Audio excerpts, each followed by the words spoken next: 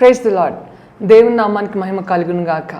మన ప్రభువును రక్షకుడైన యేసుక్రీస్తు నామమున మీకు వందనాలు తెలియజేస్తున్నాం. ప్రభు కృప వలన మీరందరూ బాగున్నారని విశ్వసిస్తున్నాం. షకీనా సందేశం అని మా ఆధ్యాత్మిక కార్యక్రమాన్ని అనుదినము వీక్షిస్తూ వాక్యం ద్వారా బలపడుచున్నారని మేము నమ్ముతున్నాం. మీ కొరకు ప్రార్థిస్తున్నాం. ఈరోజు దేవుని వాక్యాన్ని వినడానికి మన హృదయాన్ని సిద్ధపరచుకుందాం. షకీనా మినిస్ట్రీస్ వ్యవస్థాపకులు పాస్టర్ జి విజయ్ కుమార్ గారు వాక్య సందేశం అందిస్తారు. మనమందరం ప్రార్థనాపూర్వకంగా దేవుని మాటలు విని దీవెనలు పొందుదాం.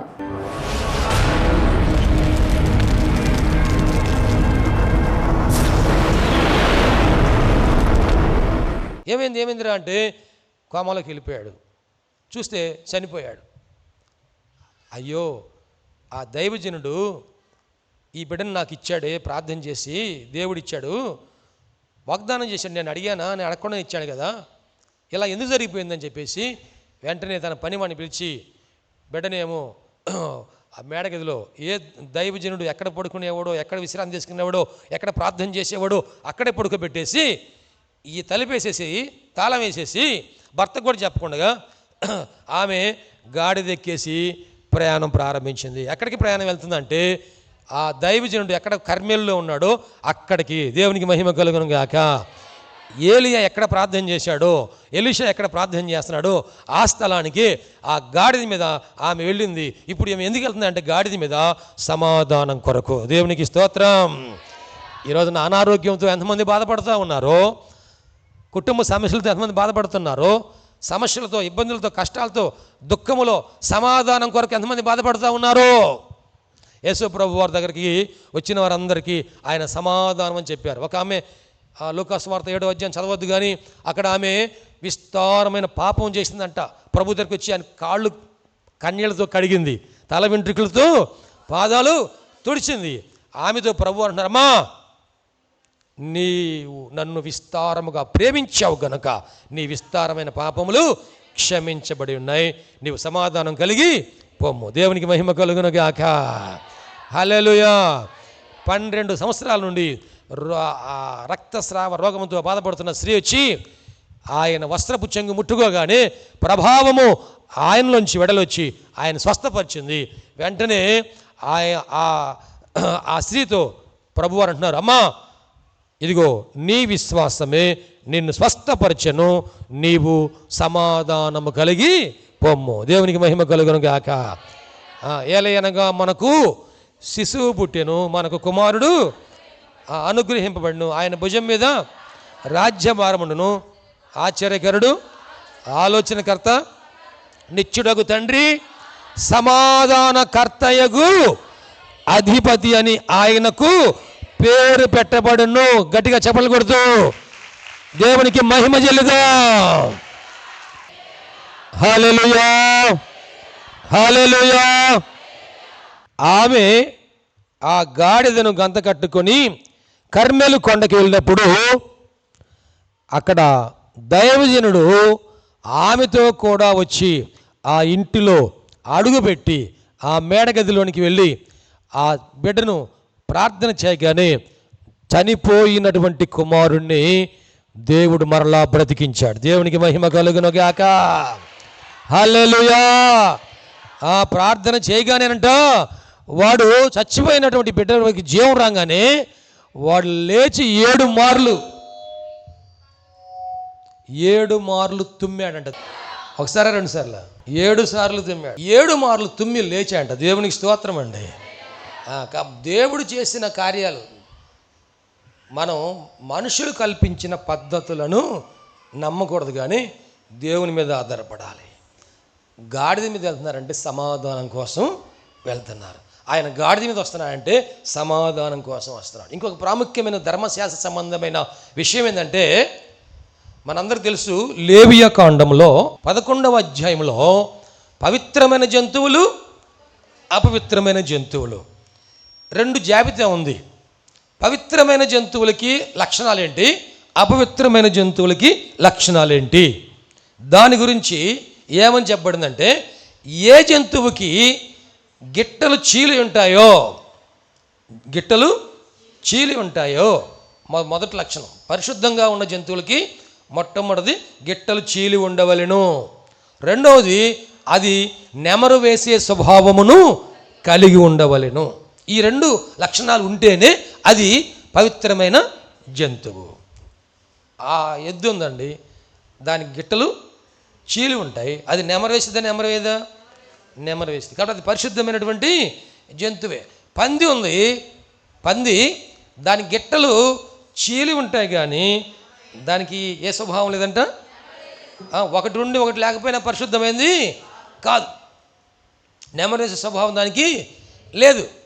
మరి ఇప్పుడు గాడిద కూడాను పరిశుద్ధమైన జంతువు కాదు, గాడిద కూడాను పరిశుద్ధమైన జంతువు కాదు. కానీ ఇప్పుడు యేసయ్య ఏ జంతువుని కోరుకుంటున్నాడంటే గాడిదనే కోరుకుంటున్నాడు. దేవునికి మహిమ కలుగును గాక. అపవిత్రమైనటువంటి జంతువునే యేసయ్య ఎందుకు కోరుకున్నాడంటే ఈ రోజున నీవు నేను మనం అందరము కూడా భూలోకములో ఉన్నటువంటి సకల మానవులు కూడాను పాపము చేసి, రోమపత్రిక 3:23 ఏ భేదము లేదు, అందరూ పాపం చేసి దేవుడు అనుగ్రహించే మహిమను పొందలేకపోతా ఉన్నాం. ప్రేమ దేవుని అందరూ పాపం చేసిన వాళ్ళే. అయితే ఆయన మనందరినీ కూడా కోరుకుంటూ ఉన్నాడు. దేవునికి స్తోత్రం అండి. గాడిదని ఎందుకు కోరుకున్నాడు యేసు ప్రభు వారంటే ఇర్మియా గ్రంథము 2:24 చదువుకుందామా? అరణ్యమునకు అలవాటు పడిన అడవి గాడిదవు, అరణ్యమునకు అలవాటు పడిన అడవి గాడిదవు. ఎవరు? నేనా? నువ్వా? అరణ్యమునకు అలవాటు పడిన అడవి గాడిద. అరణ్యము అంటే అర్థం ఏంటంటే లోకానికి అలవాటు పడింది ఈ గాడిద. ఏ గాడిద? అందరూ నాకెళ్ళి చూడండి ఒకసారి. ఈ గాడిద మనం చెప్పుకోవాలి. ఏ గాడిద? ఎదుటి వాళ్ళని నువ్వు ఒక గాడిదివి, అడ్డగాడిదివి అని ఎవరిని అనవద్దు. ఈ గాడిద ఒకటేమో అపవిత్రమైంది, రెండవది ఏమో అరణ్యానికి అలవాటు పడింది. రోజు అలవాటు పడిపోయిందంట. దేనికి అలవాటు పడింది? అరణ్యానికి, లోకానికి అలవాటు పడింది. లోకాశ, నేత్రాశ, జీవపుడంబానికి అలవాటు పడింది, అరణ్యానికి అలవాటు పడింది, లోకానికి అలవాటు పడింది. వాక్యంలో అక్కడ ఇర్మియా ప్రవక్త ద్వారా దేవుడు మాట్లాడుతాడు. నువ్వు అక్కడ ఎవరి గురించో రాయబడలా, నీ గురించే రాయబడింది కదా. అరణ్యమునకు అలవాటు పడిన గాడిదవు, గాడిదవు అని రాయబడింది కదా. ఇంకొక మాట యోబు గ్రంథంలో ఒక ప్రశ్న ఉంది చూడండి, 39:5-6 అడవి గాడిదను స్వేచ్ఛగా పోనిచ్చిన వాడెవడు? స్వేచ్ఛగా పోనిచ్చిన వాడెవడు? అడవి గాడిద కట్లను విప్పిన వాడెవడు? నేను అరణ్యమును దానికి ఇల్లుగాను, ఉప్పు పర్రను దానికి నివాస స్థలముగాను నియమించి తిని. చూడండి, అడవి గాడిదను స్వేచ్ఛగా పోనిచ్చిన వాడెవడు? ఇప్పుడు వాళ్ళు కట్టేశారు కదండి గాడిదని. ఎవరు కట్టేశారు? గాడిద యొక్క యజమాని కట్టేశాడు. ఈ గాడిదకు ఒక యజమాని ఉన్నాడు. ఎవరా యజమాని అంటే సైతానుడు. సైతాన్ ఏం చేశాడంట? కట్లతో బంధించేశాడు కొన్ని కట్లు. ఆ కట్లు ఏం కట్లు అవి? కొన్నేమో పాపం అనే కట్లు, కొన్నేమో కులం అనే కట్లు, కొన్నేమో మతం అనే కట్లు, కొన్నేమో అవి రోగం అనే కట్లు, కొన్నేమో దురాత్మల కట్లు. ఇవన్నీ కూడాను మనకు ఉంటాయి. కొంతమందికి తెలిసిద్ది, కొంతమందికి తెలియదు. ఒక ఆమె నడుము వంగిపోయింది, బాగా స్ట్రైట్కి నిలబడలేకపోతుంది. ఏమైందమ్మంటే ఏమో బాగలేదు, నడుము అంత వంగిపోయింది, బాగలేదయ్యా, నిలబడలేకపోతున్నా, నడలేకపోతున్నా, కూర్చోలేకపోతున్నా. సమాజ మందిరంలో 18 సంవత్సరాల నుంచి వస్తూ ఉందంట. యేసుప్రభు వారు ఆ రోజున ఆ మందిరంలోకి వచ్చి ఆమెను స్వస్థపరచగానే చక్కగా లేచి నిలబడింది. దేవునికి స్తోత్రం అండి. శాస్త్రులు, పరిసయ్యులు, సద్దుకాయలు అందరూ వచ్చి, అయ్యా ఈ రోజున విశ్రాంతి దినం అయితే ఈరోజు నువ్వు ఈ పని ఎందుకు చేసావు? నువ్వు విశ్రాంతి దినంలో ఏ పని కూడాను చేయకూడదు కదా అంటే అప్పుడు యేసుప్రభు వారు అన్నారు, నీ గాడిద కానీ నీ ఎద్దు కానీ విశ్రాంతి దినమున గుంటలో పడితే నువ్వు తీస్తావా? తీయవా? తీస్తాను అన్నాడు అనుకోండి, మరి నువ్వెందుకు చేస్తావు?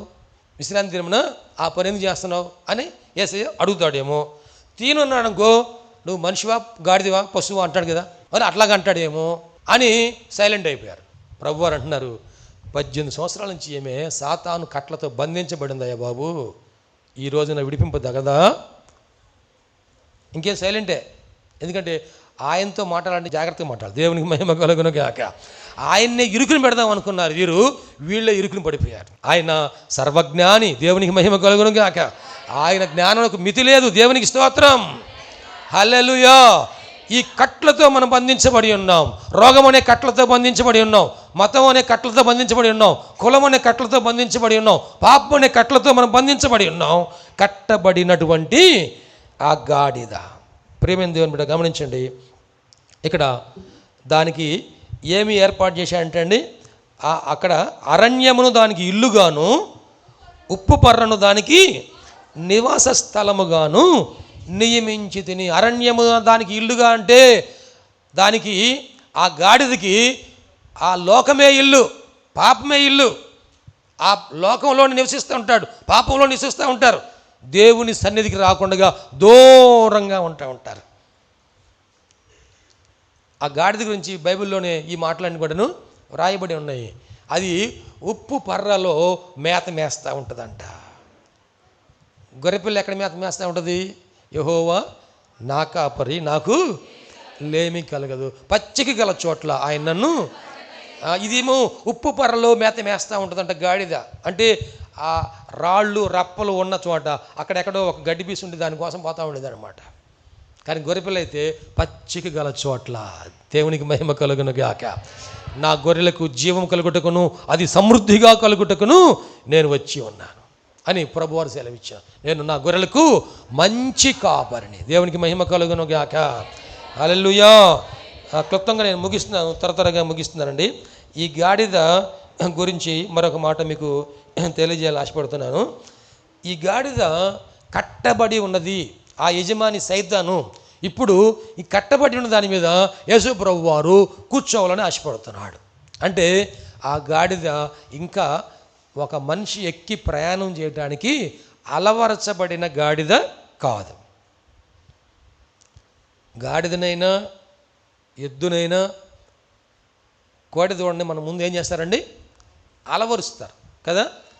అలవర్చి దాని మెడ మీద కాడి వేసి కొన్ని రోజులు అలవాటు చేసిన తర్వాత అప్పుడు అది బండి లాగటం ప్రారంభించేది.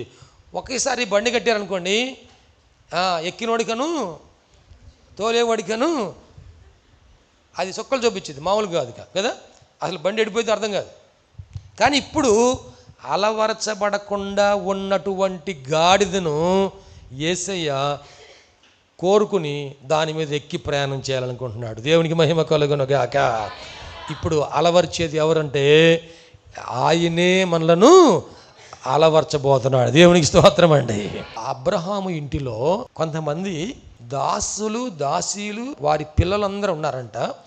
అబ్రహాము దగ్గర అలవరచబడిన వారు ఇంచుమించు 300 మంది పైన ఎక్కువ ఉన్నారంట.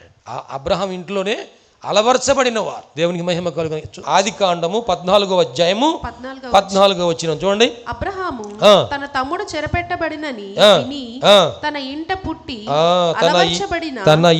పుట్టి అలవరచబడిన 300 పొదు నెనమండుగురిని వెంటబెట్టుకొని 318 మందిని వెంటబెట్టుకొని, తన ఇంట పుట్టి అలవరచబడిన 318 మందిని వెంటబెట్టుకొని, దేవునికి మహిమ కలుగును గాక. హల్లెలూయా. మన పిల్లలకు మనం ఏం నేర్పించాలంటండి? అలవర్చాలి. వాళ్ళు పిల్లల్ని మనం ఆడపిల్లలకి ఇంటి పని వంట పని అన్నీ కూడాను నేర్పించాలి. అలవర్చడం అంటే అర్థం ఏంటి? అలవాటు చేయడం, నేర్పించడం, వారికి నేర్పించడం అనేది మనం చేయాలి. ఇంట పుట్టిన వారిని అలవర్చటం. ఆ మగపిల్లలకి అలాగే చదువుకోవటం కానీ ఇంటి పని చేసుకోవటం కానీ ఇవన్నీ కూడాను నేర్పించాలి అని మనం బిడ్డలకి తెలియజేయాలి. చదువు నేర్పిస్తున్నాం, ఒకవేళ మనం నేర్పించలేకపోతే నేర్పించే వాళ్ళ దగ్గరికి పంపిస్తున్నాం. స్కూల్కే పంపిస్తున్నామా, ట్యూషన్కే పంపిస్తున్నామా, ఇంకా మనం కూర్చోబెట్టి రుబ్బుతున్నామా, ఏదో ఒకటి చేస్తున్నాం కదా. అలాగనే ఆడపిల్లలకి ఇంట్లో వారు ఇల్లు ఊడ్చడం నేర్పించాలి, అంట్లు తోమటం నేర్పించాలి, వంట చేయటం నేర్పించాలి. వారికి అన్ని కూడా తల్లి నేర్పించాలి. ఈ రోజున బంధువుల దగ్గరికి వెళ్ళటం అనేది ఎవరికి అసలు అలవాటే లేదు. ఒకవేళ ఎవరైనా బంధువులు పొరపాటున మన ఇంటికి వచ్చారా, వాడి ముఖాన్ని ఒక దండం పెట్టే పని కూడా అసలు వచ్చిన వాళ్ళని పలకరించడం అన్నా ఉందా ఏమన్నా? వాళ్ళు వచ్చి హాల్లో కూర్చుంటే వెళ్ళిపోయి బెడ్రూమ్లో తలుపేసుకుని కూర్చుంటారు. అరే మామయ్య వచ్చారా, అరే బాబాయ్ వాళ్ళు వచ్చారా, అరే అమ్మమ్మ వాళ్ళు వచ్చారా, వస్తే ఏందంట అసలు మాట్లాడే విధానం ఏమైనా ఉందా? ఏమండి, మన పిల్లలకి మనం అలవరచుట, మంచి కార్యాలన్నీ అలవచ్చుట. సంస్కారం ఎవరు నేర్పిస్తారు? మనమే నేర్పించాలి. అయ్యా నువ్వు ఎవరైనా ఇంటికి వెళ్తే వాళ్ళ ఇంటికి వెళ్ళంగానే ఆ మెయిన్ డోర్ ఉంది, ఎంతో కష్టపడి లక్ష రూపాయలు పెట్టుకున్నారు, వాళ్ళు లక్ష రూపాయలు ఖర్చు పెట్టారే, ఆ మెయిన్ డోర్ ముందు చెప్పులు అటు ఇచ్చేబాకరు నాయన, కొంచెం పక్కన పెట్టుకో. వెళ్ళంగానే తలుపు తోసుకుంటూ ఇంటికి వెళ్ళబాకు, బెల్లు ఉంటుంది ముందు గేట్ దగ్గర బెల్లు కొట్టు, బెల్లు లేకపోతే తలుపు కొట్టు, పిలిచి అడిగి లోపలికి వెళ్ళు. కొన్ని చెప్పాలి కమ్మా, అలవర్చుట అనేది మనం నేర్పించాలి కదా. అది మన ఇంట్లో జరిగే కార్యక్రమం. సంఘములో కూడా మనం వచ్చిన తర్వాత మనం అందరం కూడాను నేర్చుకోవాల్సిన విషయాలు చాలా క్రమంగా మనం నేర్చుకోవాలి. రావడంతోనే ముందు క్రమంగా కూర్చోవడం నేర్చుకోవాలి. కూర్చొని కుదిరిపోవడం అనుకుంటే ఆ తర్వాత అన్నీ మనకి వస్తాయి. దిద్దుబాటు మనకు వచ్చిద్ది, సిద్ధపాటు మనకు వచ్చిద్ది కదండి. ఆ కుదిరిబాటే మనకు లేకపోతే మనకి సిద్ధపాటు దిద్దుబాటు రాదు. మొన్న ఒక ఆమె అంటుంది, జరుగుబాటు ఉన్నామంట, జల్లెడితో నీళ్ళు తెచ్చిద్దంట. నేనన్నా జరుగుబాటు కదమ్మా, ఇరగబాటు ఉన్నాం. జల్లెడిలో ఎందుంటే నీళ్ళు. తన ఇంట పుట్టి అలవరచబడిన వారు అబ్రహాం ఇంట్లో ఉన్నారంట. ఈ గాడిదకి అలవర్చబడిన అనుభవము లేదు, కట్టబడిన అనుభవంలో ఉన్నది. ఈరోజున చాలామంది మన పిల్లలు బెడ్రూమ్లోనే కట్టబడి ఉన్నారు, ఇంట్లోనే కట్టబడి ఉన్నారు, సెల్ ఫోన్తోనే కట్టబడి ఉన్నారు, కంప్యూటర్తో కట్టబడి ఉన్నారు, ఇంటర్నెట్తో కట్టబడి ఉన్నారు, టీవీతో కట్టబడి ఉన్నారు. వారిని విడిపించాలి. దేవునికి మహిమ కలుగును గాక. విడిపించడానికి ఇద్దరు రావాలి. దేవునికి మహిమ కలుగును గాక. ఆ పాపంలో ఉన్నవారు విడిపించడానికి ఇద్దరు సేవకులు వెళ్ళాలి, సువార్త చెప్పాలి, ప్రార్థన చేయాలి. వారిని ఆ కట్లు ఉప్పేసి ఆ సైతాన్ ఊరుకోడు. ఎందుకు మీరు ఈ పని చేస్తున్నారు? కట్లు ఉడదీసేవారిని అక్కడ ఉన్నవారు అడుగుతున్నారంటే, మీరు ఎందుకు ఈ పని చేస్తున్నారంటే, ఈ గాడిద ప్రభువుకి అవసరమైంది. దేవునికి మహిమ కలుగును గాక. ఈ గాడిదని ఎవరు తీసుకురమ్మన్నారు? యేసయ్య తీసుకురమ్మన్నాడు. ప్రేమేం దేవుని బిడ్డలారా, ఇక ఈ గాడిద అక్కడికి రాగానే, క్లుప్తంగా ముగిస్తున్నాను, గాడిద అక్కడ రాగానేనంట యేసయ్య గాడిద మీదకి ఎక్క మునిపే గాడిద మీద నూతన వస్త్రాలు వేశారంట. దేవునికి స్తోత్రం అండి. గాడిద రోజు పాత బట్టలు మోసుకుంటూ పోయేది, కానీ ఈరోజు దాని మీద ఏం వేశారంటండి? నూతన వస్త్రాలు వేశారంట. ఆ నూతన వస్త్రాలు వేసిన తర్వాతనే యేసయ్య పైన కూర్చున్నాడంట. దేవునికి స్తోత్రం అండి. మనందరికీ కూడా ప్రభు నూతన వస్త్రాలు ధరింపజేస్తాడు. దేవునికి స్తోత్రం అండి. తప్పిపోయిన కుమారుడికి ఏమి ఇచ్చాడంటండి? ప్రశస్తమైన వస్త్రాలు. అలాగనే మనం రక్షణ పొందడానికి రక్షణ వస్త్రాలు, సిద్ధపాటు తెల్లని వస్త్రాలు. ఏమండి, యేసు రక్తములో కడగబడినటువంటి తెల్లని వస్త్రాలు ప్రభు మనకు దయచేస్తాడు. పెండ్లి వస్త్రం మనకు దయచేసి సిద్ధపాటు మనకు అనుగ్రహిస్తాడు. స్తుతి వస్త్రం ఇచ్చి ఆయన హత్తుకున్నట్లుగా సహాయం చేస్తాడు. సంతోష వస్త్రం ఇచ్చి మన నిత్య జీవంలో ఉల్లసింపజేస్తాడు. దేవునికి మహిమ కలుగును గాక. ఈ వస్త్రాల మీద ఎప్పుడైతే ఆయన కూర్చున్నాడో, ఇప్పుడు ఈ గాడిద మీద వస్త్రాలు రావటమే కాదు, కానీ ఆ రోడ్డు మీద కూడానంట అందరూ వచ్చి వస్త్రాలు పరిచారంట, ఆ కొమ్మలు వేశారంట, ఖర్జూర మట్టలు పట్టుకున్నారంట. ఇవన్నీ కూడా అవన్నీ వేసి దాని మీద ఇప్పుడు గాడిద నడుస్తున్నాడు. దేవునికి స్తోత్రం అండి. హల్లెలూయా. ఇప్పుడు గాడిదకి పైన యేసయ్య ఉంటే ఎంతో ఘనత వచ్చింది. దేవునికి స్తోత్రం అండి. హల్లెలూయా. ఈ ఘనత లేకపోతే ఈ గాడిద ఎందుకు పనికిరాని గాడిదే. కానీ ఎప్పుడైతే యేసయ్య కూర్చున్నాడో ఇప్పుడు ఘనత వచ్చింది. దేవునికి స్తోత్రం అండి. నా మీద యేసయ్య కూర్చోవాలని ఎంతమంది ఆశపడుతున్నారు? నాతో యేసయ్య ఉండాలని ఎంతమంది ఆశపడుతున్నారు? హల్లెలూయా, హల్లెలూయా. ఎప్పుడైతే ఆ యేసయ్య ఆ గాడిద మీదకి వెళ్తున్నాడో ఆ బజార్ అంతా కూడాను, బజార్ కనపట్లేదంట, నేల కనపట్లేదంట, మట్టి కనపట్లేదంట. ఇప్పుడు గాడిద నూతన వస్త్రాల మీద నడుచుకుంటా పోతుందంట. దేవునికి మహిమ కలుగును గాక. ఈ గాడిద యొక్క తొలిచూలి పిల్లను ఇవ్వాలంటేనంట అది అపవిత్రమైంది కాబట్టి దాన్ని ఇవ్వటానికి ధర్మశాస్త్రం అంగీకరించదంటాడు. నిర్గమకాండం 13 చూడండి. ప్రతి గాడిద తొలి పిల్లను వెల ఇచ్చి విడిపించి దానికి మారుగా గొర్రె పిల్లను ప్రతిష్ఠింపవలెను. అట్లు దానిని విడిపించని ఎడల దాని గాడిద మెడను విరగదీయవలెను. నీ కుమారులలో తొలిచూలి అయిన ప్రతి మగవానిని వెల ఇచ్చి విడిపింపవలెను. ఇక మీదట చాలు అమ్మాయి చూడండి, దయచేసి నా వైపు చూడండి ఒకసారి. ఇప్పుడు గాడిదను అంగీకరించ ధర్మశాస్త్రం బలి అర్పణ చేయడానికి. దాన్ని విడిపించాలంటే ఏం చేయమన్నాడు? ఇప్పుడు దానికి వెల ఇచ్చి గొర్రెపిల్లను, దానికి బదులుగా గొర్రెపిల్లను కొని ఆ గొర్రెపిల్లను బలి అర్పణ చేయాలి, లేక ప్రతిష్ఠించాలి. ఒకవేళ దీన్నే కనుక ప్రతిష్ఠించాలనుకో గాడిదని, దాన్ని ఏం చేయాలన్నారు? మెడ ఎరగదీయాలి అన్నాడు. గాడిద మెడ, ఆ మెడ ఎరగదీయకుండా ఇప్పుడు దానికి బదులుగా గొర్రెపిల్లని ఇచ్చాడు. ఈ గాడిదకి బదులుగా ఒక గొర్రెపిల్లని ఇవ్వడం జరిగింది. ఆ గొర్రెపిల్ల ఎవరైనా అంటే మన ప్రభు అయిన యేసుక్రీస్తు వారి. దేవునికి మహిమ కలుగును గాక. హల్లెలూయా. అప్పుడు అందరు కూడా అన్నారంట, దావీదు కుమారునికి, ఆయన ఊరేగింపుగా వస్తుంటే అందరు కూడా దావీదు కుమారునికి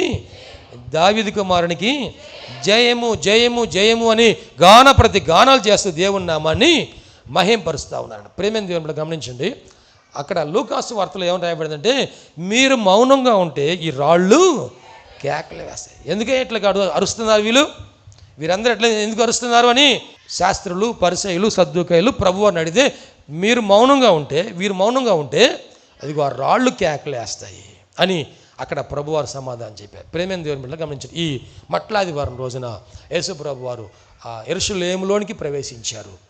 అయితే ఆహ్వానించిన వారు అనేకులు ఆహ్వానించారు, కొందరు ఆహ్వానించని వారు కూడాను ఉన్నారు. యేసయ్యను ఊరంతా ఆహ్వానించలా. ఏమండి? యేసయ్యను యెరూషలేమంతా ఆహ్వానించలా. యేసయ్యను ఇశ్రాయేలులందరూ ఆహ్వానించలా. యేసయ్యను యూదులందరూ ఆహ్వానించలా. అనేకులు ఆహ్వానించిరి. దేవునికి మహిమ కలుగును గాక. ఇంకా మిగిలిపోయిన వారు కూడా కొంతమంది ఉన్నారు. అయితే ఇప్పుడు మట్లాది వారం రోజున ప్రవేశించినప్పుడు ఆయన్ను కొంతమంది ఆహ్వానించారు. రేపు రెండవ రాకడలో యేసు ప్రభు వారు వచ్చినప్పుడు ఆయన కొంతమంది కోసమే రాబోతున్నాడు. దేవునికి మహిమ కలుగును గాక. ఎవరైతే ఆహ్వానిస్తున్నారో, ఎవరైతే అంగీకరించారో, ఎవరైతే అంగీకరించిన వారు కూడా సిద్ధపాటు కలిగి ఉన్నారో వారి కోసమే రాబోతా ఉన్నాడు. దేవునికి స్తోత్రం అండి. మరి మనం ఆహ్వానిస్తున్నామా యేసేని? నేను ఆహ్వానిస్తున్నాను, నేను స్తోత్రం చెబుతారా? నేను అంగీకరిస్తున్నానని నన్ను స్తోత్రం చెబుతున్నారా? హల్లెలూయా. అంగీకరిస్తున్నారంటే అర్థం ఏంటి? యేసయ్యను నా రక్షకునిగా అంగీకరిస్తున్నాను, యేసయ్యను నా దేవునిగా అంగీకరిస్తున్నారంటే బాప్తిసం పొందేటప్పుడు ఈ ప్రశ్న అడుగుతారు, నీ జీవితకాలం అంతయు కూడాను ప్రభువును నీవు వెంబడించదనని, సేవించదనని నీవు తీర్మానము చేసుకొని ఉన్నావా? అంటే బాప్తిసం పొందేటప్పుడు నా జీవితకాలం అంతా కూడా నేను ప్రభువుని వెంబడిస్తానని నేను తీర్మానము చేసుకొని ఉన్నాను అని ఎవరైతే అంగీకరించారో వారికి బాప్తిసం ఇవ్వటం జరుగుతుంది కదా. మరి మనం ఎట్లాగ అంగీకరిస్తున్నాం? నా జీవితకాలం అంతా కూడా నేను ప్రభు కోసము జీవిస్తాను, నా ప్రభునే వెంబడిస్తాను, ఆయనే నా రక్షకుడు, ఆయనే నా ప్రభు, ఆయనే నా దేవుడు అని మనం నమ్మగలుగుతున్నామా? ఏమండి? అలాగా ఆహ్వానిస్తున్నామా ఆయన్ని? అలాగా అంగీకరించిన వారు స్తోత్రం చేద్దారా? హల్లెలూయా. ఇది మిక్కిలి అనుకూలమైన తరుణం. రేపు వచ్చే శుక్రవారం రోజునే మనం 7 మాటలు ధ్యానించిన తర్వాత బాప్తిసం కార్యక్రమాలు ఏర్పాటు చేయబోతున్నాం. ఇక్కడే పైనే 3rd ఫ్లోర్లో మనకి బాప్తిస్మల్ తొట్టి ఉంది. ఆ బాప్తిస్మల్ తొట్టిలో ఇక్కడే బాప్తిసం ఇచ్చి సంస్కారం తీసుకొని సెలవు తీసుకోవచ్చు. ప్రేమైన దేవుని బిడ్డలారా, ఇంకా మరి ఆయన్ని అంగీకరించిన వారు, ఇంకా ఎవరైతే రక్షకునిగా స్వీకరించలేదు, రాజుగా స్వీకరించలేదు, ఎవరైతే ఇంకా సిద్ధపాటు లేకుండా ఉన్నారో ఈ అవకాశాన్ని ఉపయోగించుకొని మీరు కూడాను బాప్తీసం పొందితేనే అప్పుడు మీ హృదయాంతరంగంలో నుండి ఈ మాట వచ్చేది, దావీదు కుమారునికి జయము, ప్రభు పేరట వచ్చేవాడు స్తుతింపబడును గాక. చూడండి, మీరు దావీదు కుమారునికి జయం అంటుంటే మీ మనసులో ఒక నేరారోపణ ఉంటుంది. ఏమిటంటే, ఇంకా నువ్వు మారు మనసు పొందలేదు కదా, ఇంకా నువ్వు బాప్తీసం పొందలేదు కదా, ఇంకా నువ్వు ఎందుకు జై జై అంటున్నావు, జై జై అంటున్నావు ఎందుకు అని ఒక నేరారోపణ వస్తూ ఉంటుంది. కానీ నీవు హృదయపూర్వకంగా నేను ప్రభువుని నమ్ముకున్నాను, నేను బాప్తీసం తీసుకుంటాను అని తీర్మానం కలిగి ఉంటే అప్పుడు ఈ జయధ్వనులు హృదయాంతరంగంలో నుండి వస్తాయి. దేవునికి స్తోత్రం అండి. అటువంటి సిద్ధపాటు మనం కలిగి ప్రభుని వెంబడిద్దాం. ఆయన దేవాలయంలోనికి వెళ్ళేసరికంట దేవాలయం అపవిత్రంగా ఉందంట, దేవాలయాన్ని పవిత్రపరిచాడు. దేవునికి మహిమ కలుగును గాక. కొన్ని సువార్తలోనేమో ఆదివారమే దేవాలయాన్ని పరిశుద్ధపరిచినట్టుగా ఉంది, కొన్ని సువార్తలోనేమో సోమవారం పరిశుద్ధపరిచినట్టుగా ఉంది. ఏదైనా దేవాలయం మాత్రం పరిశుద్ధమే. దేవునికి స్తోత్రం అండి.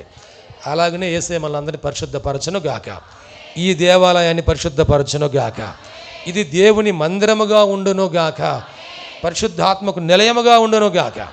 దేవుడి మాటలు మన వినికిడిలో ఆశీర్వదించును గాక.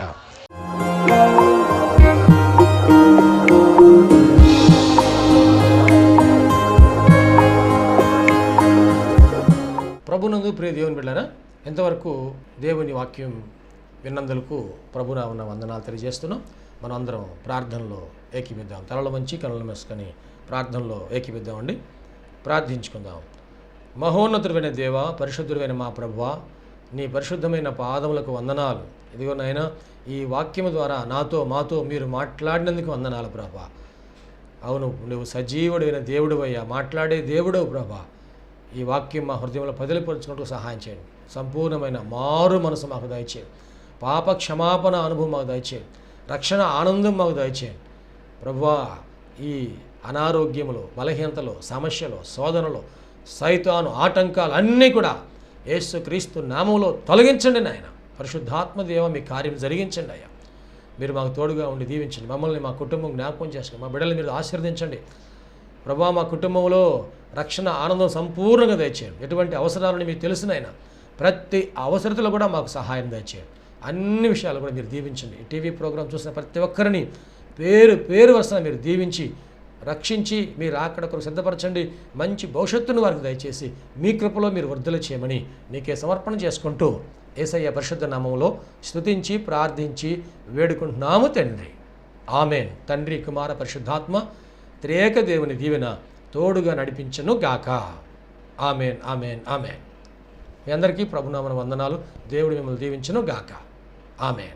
షకీనా ప్రార్థనా మందిరము దేవుని యొక్క దర్శనములో దేవుని కృప వలన 2012వ సంవత్సరము మే నెల 1వ తారీఖున ప్రతిష్ఠ చేయటం జరిగింది. ఈ మందిరములో దేవుని ఆరాధించుటకు విచ్చేసిన వారు ఆత్మరక్షణ, శరీర స్వస్థత, వారి జీవితంలో ఆశీర్వాదాలు పొందుకుంటూ ఉన్నారు. ఉపవాస ప్రార్థనలో అభిషేకించబడి దేవుని ఆత్మతో ఆరాధించుచున్నారు. అనేక మంది పరిశుద్ధాత్మతో నింపబడుచున్నారు. దురాత్మ బంధకములతో బంధించబడిన వారు సాతాను బంధకాల విడిపించబడి ఆశీర్వాదం పొందుతూ ఉన్నారు. రక్షణ లేని వారు బాప్తిసం పొంది రక్షణ ఆనందాన్ని అనుభవిస్తూ ఉన్నారు. ఈ మందిరంలో చేయబడుచున్నటువంటి ఉపవాస ప్రార్థనలు, అభిషేక ఆరాధనలో అనేక మంది దీవించబడుతూ ఉన్నారు. ప్రియ స్నేహితులారా, మీరును సమస్యల్లో సతమతమవుతున్నారా? వ్యాధి బాధలతో పీడించబడుతున్నారా? నెమ్మది లేక బాధపడుతున్నారా? రండి, షకీనా ప్రార్థనా మందిరంలో ఆరాధనలో ఏకీభవించండి. ప్రభు మీకు సహాయం చేయగలరు. ప్రతి నెల 2వ శనివారము షకీనా ప్రార్థనా మందిరంలో సంపూర్ణ రాత్రి ఉపవాస ప్రార్థన ఏర్పాటు చేయబడింది. ఈ ఉపవాస ప్రార్థనలో అనేక మంది ఆత్మతో అభిషేకించబడుతున్నారు. అనేక మంది ఆత్మ వరములతో నింపబడుతున్నారు. దురాత్మ బంధకముల్లో ఉన్నవారు విడిపించబడుతున్నారు. దేవుని యొక్క ఆశీర్వాదాలు పొందుకుంటున్నారు. అనారోగ్యంతో ఉన్నవారు స్వస్థపరచబడుతూ ఉన్నారు. ఈ సందేశం మీకు ఆశీర్వాదకరంగా ఉందని నమ్ముచున్నాం. ఈ సందేశం ద్వారా మీరు పొందిన మేలులు మరియు మీ ప్రార్థన అవసరతలు మాతో తప్పక పంచుకొనగలరు. మా అడ్రస్ షకీనా ప్రార్థనా మందిరం, శారదా కాలనీ 32వ లైన్, రెడ్డిపాలెం రోడ్, గుంటూరు. మా ఫోన్ నంబర్స్ 9963242497, మరి ఒక నెంబర్ 8885539777. Praise the lord.